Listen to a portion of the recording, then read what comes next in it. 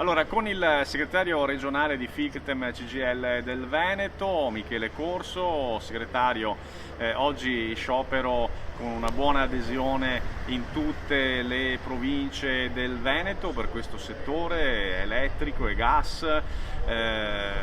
C'è in ballo questa questione delle esternalizzazioni. Com'è la situazione in Veneto e com'è andata? Ma in Veneto questa mattina è stata una mattinata molto positiva.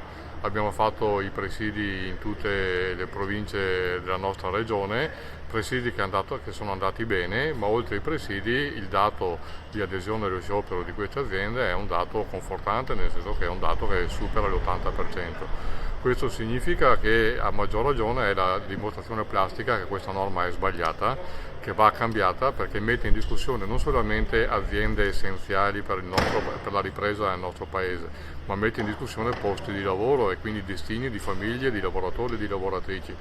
Lavoratori e lavoratrici che in questi mesi hanno retto l'urto della pandemia e che hanno consentito a questo paese di reggere sui servizi pubblici essenziali. Credo che il governo non possa più fare finta di niente e deve mettere a mano questa legge cancellandola.